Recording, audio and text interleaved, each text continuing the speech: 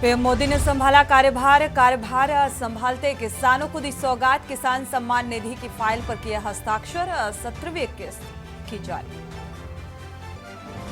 दिल्ली में सीएम योगी ने की मुलाकात। शाह, नड्डा और राजनाथ को घर जाकर दी बधाई। कल शपथ ग्रहण के बाद आज पहली मुलाकात। जम्मू कश्मीर में हुए आतंकी हमले में यूपी के कई लोग घायल। सीएम योगी ने घटना पर जताया दुख। आतंकी हमले को बताया कायराना हरकत। लखनऊ में 1100 घरों को तोड़ने पहुंचे बुलडोजर और पीएसआरएफ को 8 कंपनी यहां पर तैनात। 16 मशीनों से की जा रही कार्रवाई। यूपी में हादसों का सोमवार। अलग अलग सड़क हादसों में 7 लोगों की दर्दनाक मौत। अमरोहा में 2 कारें टकराई। गाजीपुर में यात्रियों से भरी बस डंपर में घुसी। रायबरेली में जिला अस्पताल के सीएमएस ने नर्स से अभद्रता की। आप देख रहे हैं के न्यूज, खबरों का सारथी। खबर उत्तर प्रदेश के साथ मैं सोनी चौहान। खबरों की शुरुआत अहम खबर के साथ है। रविवार को नरेंद्र मोदी ने तीसरी बार देश के प्रधानमंत्री पद की शपथ ली और सोमवार को पीएम नरेंद्र मोदी ने अपना कार्यभार संभाल लिया। कार्यभार संभालते ही मोदी ने सबसे पहले सौगात देश के किसानों को दी। पीएम नरेंद्र मोदी ने किसान निधि की 17वीं किस्त जो है वो जारी करते हुए अधिकृत फाइल पर हस्ताक्षर किए। आपको बता दें कि पीएम मोदी के इस फैसले से देश के 9.3 करोड़ किसानों को फायदा होगा। और आपको बता दें कि पीएम किसान सम्मान निधि योजना का लाभ देने के लिए केंद्र सरकार 17वीं किस्त के तहत करीब 20,000 करोड़ रुपए बांटेगी। और पीएम मोदी ने कार्यभार संभालने के बाद सबसे पहला काम किसान सम्मान निधि की फाइल साइन करने का किया। पीएम मोदी ने किसानों के हितों को ध्यान में रखते हुए किसान सम्मान निधि की जो है किस्त जारी की।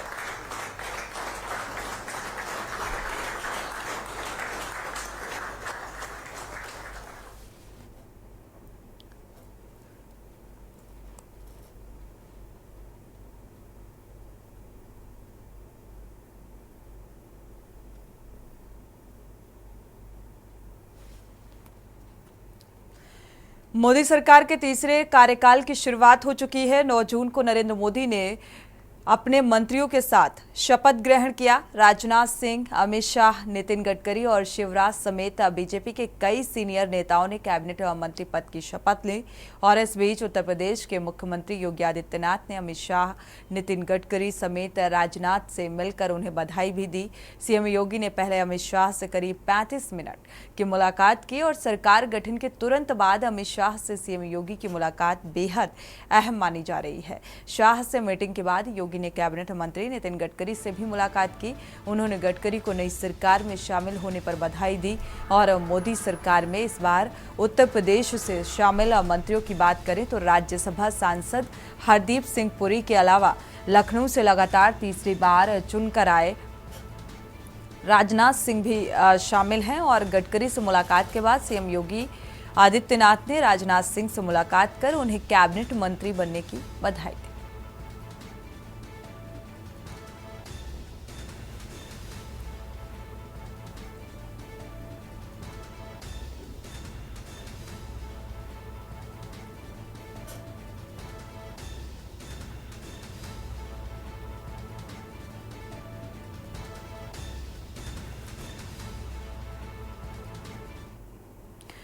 खबर गोरखपुर से है, जहां लगातार तीसरी बार नरेंद्र मोदी को प्रधानमंत्री पद का शपथ ग्रहण करने और मंत्रिमंडल में बांसगांव सांसद कमलेश पासवान और महाराजगंज सांसद पंकज चौधरी को केंद्रीय राज्य मंत्री बनाए जाने पर गोरखपुर बीजेपी कार्यकर्ताओं में खुशी की लहर दौड़ गई।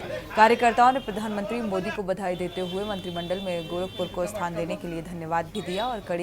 और इसी कड़ी में जगह जगह कार्यक्रम भी हुए। भारतीय जनता पार्टी युवा मोर्चा के महानगर उपाध्यक्ष मनीष जैन ने मीडिया से मुखातिब होते हुए कहा कि भारतीय जनता पार्टी प्रधानमंत्री नरेंद्र मोदी की तीसरी बार प्रधानमंत्री बन जाने से कार्यकर्ताओं में काफी जोश है। जिस तरह से पूर्वांचल के बांसगांव सांसद कमलेश पासवान को पहली बार महाराजगंज के सांसद और पूर्व मंत्री पंकज चौधरी को दोबारा मंत्रिमंडल में जगह दी गई, उससे पूरे पूर्वांचल में विकास की गंगा बहेगी। क्षेत्र में पड़े अधूरे कार्य जल्द पूरे होंगे। सारी योजनाएं जो हैं वो जन जन तक पहुंच।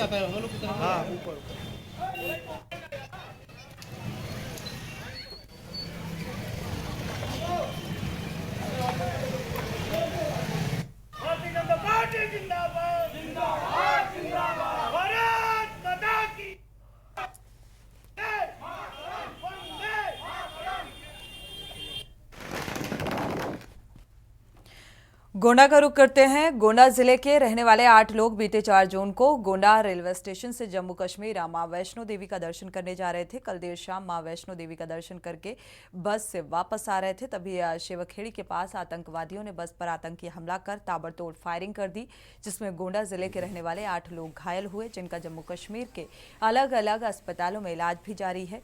फिलहाल सभी घायलों की स्थिति जो है सामान्य है और एक यात्री जो कि दीपक कुमार राय है वो गायब बताया जा रहा है, जिसका पता अभी तक नहीं चल सका है।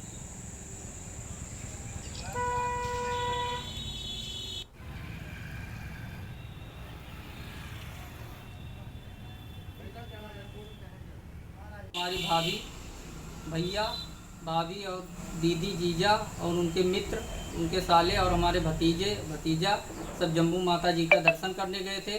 कटरा में वहाँ जम्मू शिवखोड़ी में जाते वक्त आतंकी हमला हुआ, वहाँ बस खाई में गिर गई। सब लोग इलाज चल रहा है जम्मू में। हमारे भाई साहब के साले का कटरा में चल रहा है इलाज। सबसे बात हुई है, इलाज के दौरान अभी सबका इलाज हो रहा। 8 लोग गए थे साथ में। सभी से बातचीत हो रही है आपकी? सबसे बातचीत हो रही है, खाली साले साहब से उनके बात नहीं हुई है।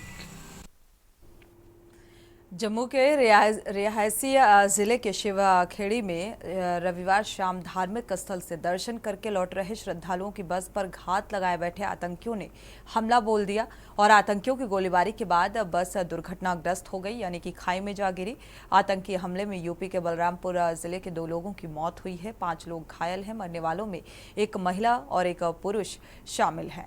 घायलों में 4 महिलाएं और एक पुरुष है, जबकि घटना की जानकारी मिलते ही बलरामपुर के जिलाधिकारी द्वारा तत्काल प्रभाव से जनपद स्तर पर कंट्रोल रूम स्थापित किया गया, नोडल अधिकारी नामित कर दिया गया और 2 अधिकारियों को जम्मू रवाना कर दिया गया।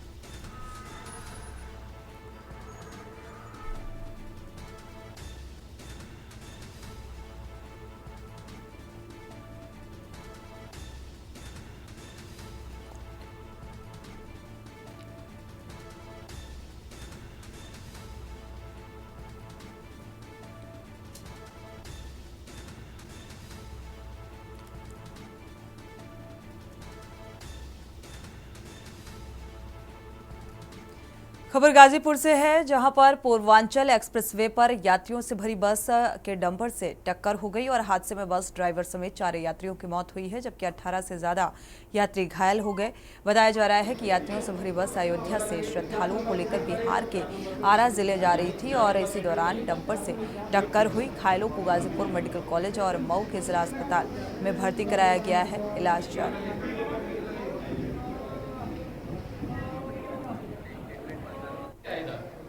जो वार्ड में शिफ्ट किया जाए उनको, जब स्टेशन है उनको वार्ड में शिफ्ट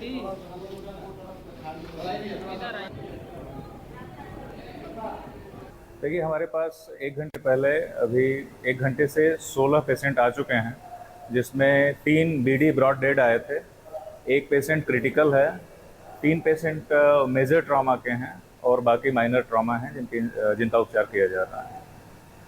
कैसे क्या क्या जानकारी मिली सर? ये आरटीए है, रोड ट्रैफिक एक्सीडेंट। कोई बस जो है की टक्कर किसी से हुई थी, शायद करीमगंजपुर क्षेत्र में, और फिलहाल इतनी ही जानकारी हम लोग को घटना से संबंधित मिली है। कितने लोग घायल हैं? टोटल 16 लोग आए थे, जिसमें 3 डेथ थे।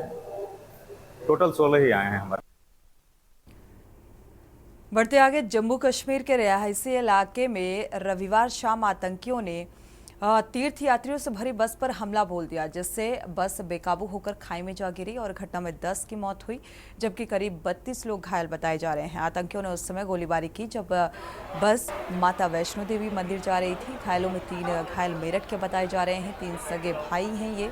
पुलिस उनके पति के बारे में जानकारी जुटाने की कोशिश कर रही है और मेरठ के हरपाल के बेटे पवन तरुण और प्रदीप घटना में घायल हुए। जिले के अफसरों का कहना है कि मेरठ के घायलों के अभी केवल नाम ही मिल पाए हैं। इनका जो पता है और अन्य जानकारियां हैं उन्हें जुटाने की कोशिश की जा रही है।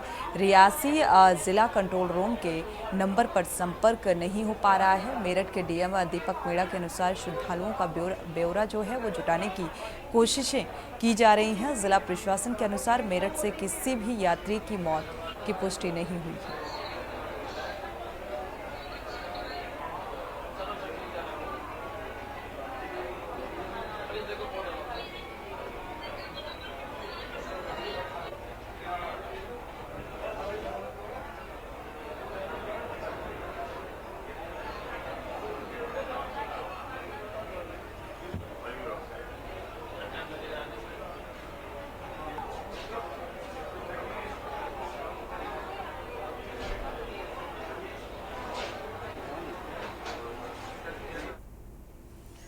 उधर आगरा में आतंकवाद के खिलाफ आगरा में आक्रोश देखने को मिला। जिस तरीके से ये हमला किया गया, अखिल भारतीय हिंदू महासभा का प्रदर्शन सामने आया है, नाराजगी सामने आई है। इस घटनाक्रम के बाद जिला मुख्यालय पर विरोध प्रदर्शन किया गया। आतंकी हमले को निंदनीय बताया है, सरकार से सख्त कार्रवाई की मांग की गई है। तो लगातार इस घटना के बाद अब प्रतिक्रियाओं का दौर भी शुरू हो गया है। और जिस तरीके से यह घटना घटित हुई, क्योंकि लगातार जो सुरक्षा व्यवस्था है उसको लेकर सवाल उठते हैं और ये भी कहा जा रहा है इस घटना को लेकर कि अगर बस खाई में ना गिरी होती तो शायद जो यात्री घायल हुए हैं, जख्मी हालत में अस्पताल में भर्ती कराया गया है, शायद उनकी मौत हो चुकी होती। ये आतंकी गोलियों से भून चुके होते। इस तरीके की प्रतिक्रियाएं निकलकर सामने आ रही हैं और शायद ये सच भी है इस घटना के बाद, क्योंकि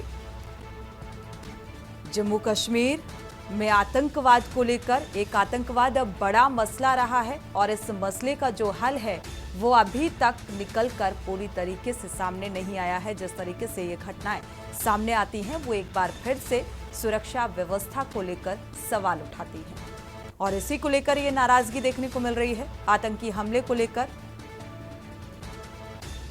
तो अखिल भारतीय हिंदू महासभा का ये प्रदर्शन, पुतला दहन किया गया, नाराजगी जताई गई और सख्त कार्रवाई की मांग की गई है।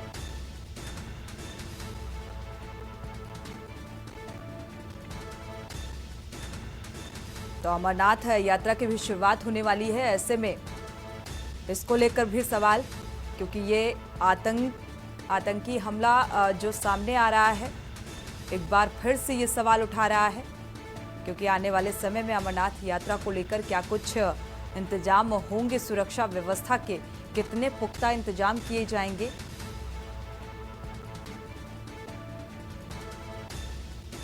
आतंकी हमले को लेकर ये नाराजगी अखिल भारतीय हिंदू महासभा की तरफ से प्रदर्शन और पुतला दहन किया गया। तो जिला मुख्यालय के बाहर ये विरोध प्रदर्शन। रुक करते हैं अगली खबर का। बरेली से अहम खबर सामने आ रही है। सीएम योगी आदित्यनाथ को अपशब्द बोलने पर एक्शन हुआ है। विशेष समुदाय के जो व्यक्ति ने अपशब्द बोले उसको लेकर कार्रवाई। अपशब्द बोलने का एक वीडियो भी वायरल हुआ मीडिया में और बीजेपी नेता चांद बाबू की तहरीर पर यह एक्शन लिया गया है। पुलिस ने युवक पर मुकदमा दर्ज किया है। युवक सफदर पर गंभीर धाराओं के तहत ये मामला दर्ज किया गया, क्योंकि जो सफदर नामक शख्स है इसने अपशब्दों का इस्तेमाल किया और इसी के तहत ये कार्रवाई। तो बीजेपी नेता चांद बाबू हैं जिन्होंने इस बात की तहरीर थाने में दी और इस शख्स के खिलाफ मुकदमा दर्ज किया गया।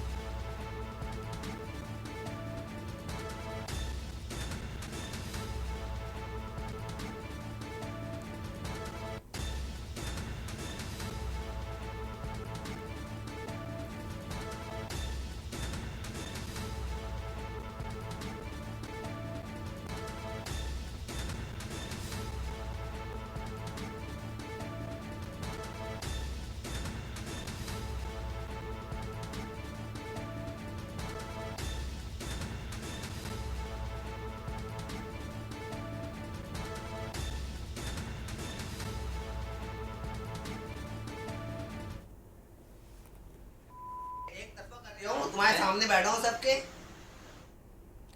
बढ़ते आगे और बात करते हैं बुलंदशहर के। बुलंदशहर से अहम खबर सामने आ रही है। इस वक्त की अहम खबर आपको बता दें, इस खबर से रूबरू कराएं। भीषण आग का कहर देखने को मिला। गोदाम में आग से बड़े नुकसान की आशंका जताई जा रही है। तो आग लगने की वजह का अभी तक खुलासा नहीं हुआ है कि आग किन कारणों से लगी, लेकिन खुर्जा नगर कोतवाली क्षेत्र का ये पूरा मामला बताया जा रहा है। बुलंदशहर से खबर, थ्रेसर गोदाम में भीषण आग लगी है और यहां पर भारी नुकसान की आशंका भी जताई जा रही है कि आग लगने से काफी नुकसान हुआ। बुलंदशहर से खबर, आग लगने का ये मामला सामने आ रहा है। हालांकि आग किस वजह से लगी, ये जांच का विषय है।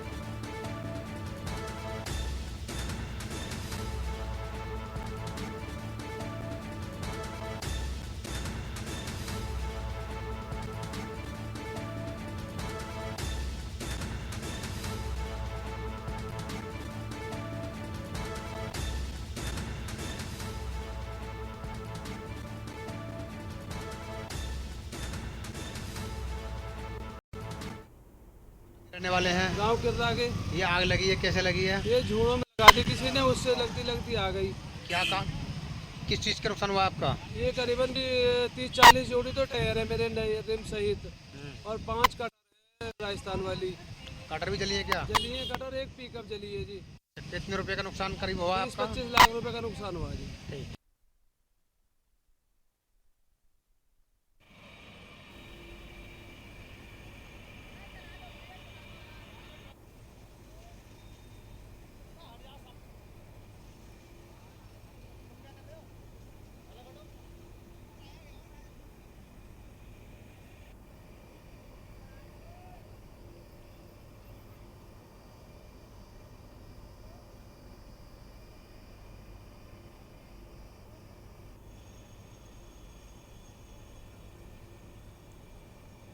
अनिल मेड़ा इसी खबर पर जुड़े हुए हैं। अनिल, क्या वजह साफ हो सकी कि आग किन कारणों से लगी? बता दूं, जनपद बुलंदशहर के खुर्जा कोतवाली नगर के मामला है, जहां की भीषण गर्मी के कारण जो थ्रेसर का जो गोदाम है उसमें एक आग लगी है। और आग लगने से अगर बात की जाए तो काफी नुकसान हुआ है। 5 थ्रेसर जलकर पूरी तरह से राख हो गए हैं। एक महिंद्रा जो पिकअप गाड़ी थी और गोदाम के बाहर जो टायर वगैरह रखे थे वो भी जलकर पूरी तरह से राख हो गए हैं। हालांकि जो अगर बात की जाए, जो किला निवासी है चंदन सिंह, उनका कहना है कि जिस तरह से भीषण गर्मी पड़ी, हालांकि जो उन्होंने अपने आप को जो कहीं ना कहीं इसमें जो तथ्य छिपाए हैं, क्योंकि जो थ्रेसर का जो काम था वो शॉर्ट सर्किट की वजह से नहीं, वहाँ जो वेल्डिंग का काम चल रहा था और वेल्डिंग की चलने की वजह जिस तरह से भीषण गर्मी पड़ रही है उसकी वजह से जो कहीं ना कहीं वो चिंगारी लगी, और चिंगारी लगने के बाद उसमें बुरी तरह से आग लगी और तमाम जो थ्रेसर है वो जलकर राख हो गए। हालांकि जो अगर बात की है दमकल की गाड़ियों को वहां के, और अगर नुकसान की बात की जाए तो करीब 30 लाख रुपए का नुकसान बताया जा रहा है। हालांकि जो तमाम सूचना पाकर जो फायर ब्रिगेड की गाड़ी है वो मौके पर पहुंचे और आग पर काबू पा लिया गया है। और हालांकि पुलिस अधिकारियों की बात की जाए तो पुलिस अधिकारी वहाँ मौके पर पहुंचे हैं, सीओ खुर्जा और एसडीएम भी वहाँ मौके पर पहुंचे हैं। उनका कहना है अनिल, काफी नुकसान की भी आशंका जताई जा रही है। लगभग नुकसान का आकलन हो सका क्या? देखिए, बिल्कुल, अगर मैं बताता हूँ, अगर जो थ्रेसर जो मालिक है उनका जो कहना है 20 लाख के करीब लगभग नुकसान का अनुमान लगाया जा रहा है। हालांकि इससे ज्यादा का भी नुकसान होने की संभावना जताई, क्योंकि जो आसपास के जो बिल्डिंग जो मकान बने हुए थे उन लोगों को आग लगने की वजह से अफरा तफरी का जो माहौल था वहाँ उनको भी खाली करा दिया गया। हालांकि जो अधिकारी है वो मौके पर पहुंचे थे और अधिकारियों ने जांच, जो कहना है जो वहाँ के सीओ वरुण कुमार सिंह, उनका कहना है जांच कराई जाएगी। इसमें जांच में जो भी अगर तथ्य होंगे, जिस तरह से जो लोगों आसपास के लोगों का उसमें कुछ नुकसान बताया जा रहा है, अगर जिस तरह से उनको भी जो नुकसान हुआ है तो उसकी जो पूर्ति है वो उसी मालिक से कराई जाएगी, जिसका जो थ्रेसर जो के द्वारा जो वहाँ वेल्डिंग किया जा रहा था, वेल्डिंग के माध्यम से जो आग का कारण बताया। हालांकि जो थ्रेसर का जो मालिक है उसने हालांकि भीषण गर्मी का जो कारण बताया आग लगने का, लेकिन जो अधिकारी इनका जो कहना है कि थ्रेसर में इस तरह से कोई भी इससे घटना नहीं हो सकती है, क्योंकि वहाँ वेल्डिंग का काम हो रहा था। वेल्डिंग के काम की वजह से ही वहाँ आग लगी है और गोदाम में आग लगने की वजह से गोदाम का मालिक कौन है अनिल, जानकारी कुछ इस बारे में? जी देखिए, बिल्कुल, मैं बता दूं आपको, गोदाम का अगर मालिक की बात करें तो गोदाम के जो मालिक है वो किला निवासी है और एक किस तरह से एक दुकानदार है। और दुकान पे वो जो थ्रेसर जो लोगों के लिए जिस तरह से जो थ्रेसर चलाया जाए, किसानों का जो काम कराया जाए, कटर बनाए जाते थे, उनका काम करते थे और वही मालिक है। उनके खिलाफ अगर देखिए बात की जाए, जाँच की जाए, जाँच के बाद जो दोषी होंगे अधिकारी उसी हिसाब से कार्रवाई करेंगे। जी शुक्रिया इस तमाम जानकारी को साझा करने के लिए। फिलहाल आग पर काबू पा लिया गया है, लेकिन जो अनुमान जताया जा रहा है कि 30 लाख से ज़्यादा का नुकसान हुआ है इस आगजनी में। थ्रेसर गोदाम में ये आग लगी और इसकी भरपाई थ्रेसर गोदाम के मालिक को ही करनी पड़ेगी, जिस तरीके से ये नुकसान हुआ।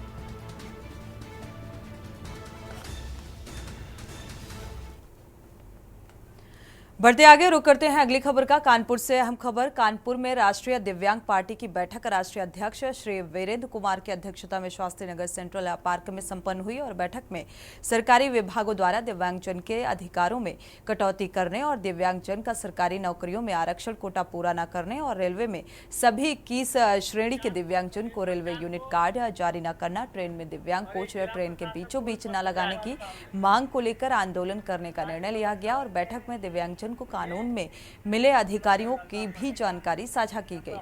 राष्ट्रीय अध्यक्ष वीरेंद्र कुमार ने कहा कि कानून में दिव्यांगजन को मिले आरक्षण का लाभ दिव्यांगजन को नहीं मिल पा रहा है। आसरा आवास में दिव्यांगजन का आरक्षण खत्म कर दिया गया और साथ ही सरकार और प्रशासन दिव्यांगजन को आंदोलन के लिए मजबूर कर रहे हैं। आज उत्तर प्रदेश सरकार और भारत सरकार को मांगों का ज्ञापन भी भेजा गया है। 22 जून से खाट बिछाओ अधिकार दिलाओ आंदोलन की शुरुआत होगी और 11 जुलाई से जन आंदोलन और सत्याग्रह शुरू किया जाएगा।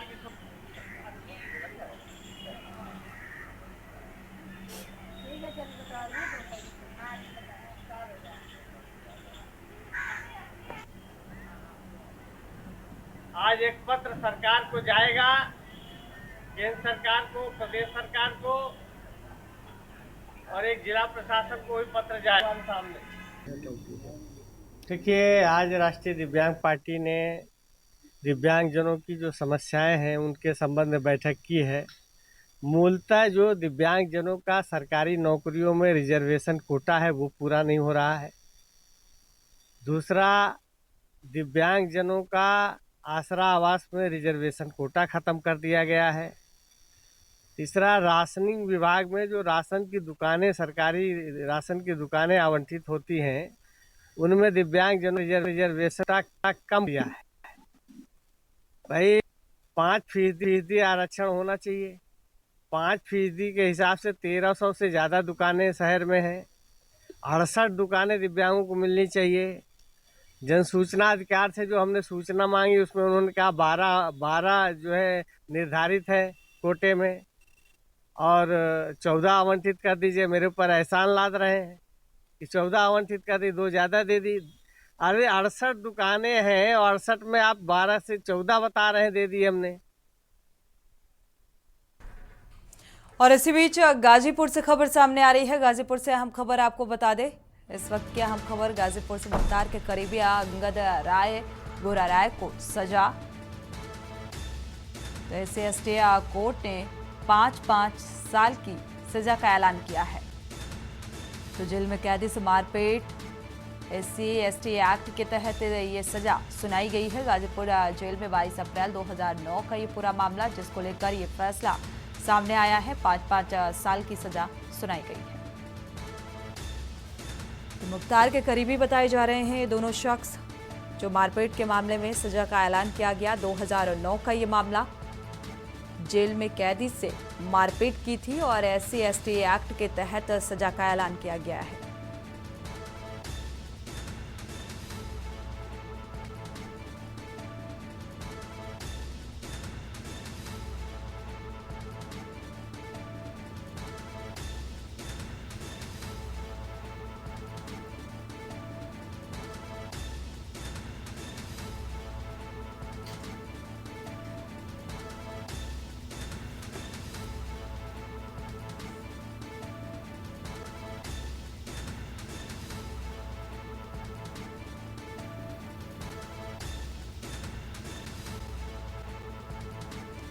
इकरार खान इसी खबर पर जुड़े हुए हैं। इकरार, क्या जानकारी है इस संबंध में? जी, बता देना चाहता हूं कि गाजीपुर की स्पेशल कोर्ट ने ST/ST कोर्ट ने आज सारामधारी करीबी अंगद राय और गोरा राय को 5-5 साल की सजा। मैं बता दूं कि 2022 में गाजीपुर जिला जेल में कुछ 22 अप्रैल 2019 को जिला जेल में कुछ विवाद हो गया, जिसमें ST/ST के तहत आज मुख्तार अंसारी करीबी अंगद राय और गोरा राय को 5-5 साल की सजा हुई है जी। शुक्रिया इस जानकारी को साझा करने के लिए। तो फिलहाल ये अहम जानकारी जो सामने आ रही है, 2009 का मामला, 22 अप्रैल 2009 का ये मामला, और मुख्तार अंसारी के करीबी भी बताए जा रहे हैं। कई मामलों में सजा भी हो चुकी थी, जेल में बंद थे, और फिलहाल ये जो 2009 का मामला है, इसको लेकर 5-5 साल की सजा का ऐलान किया गया है।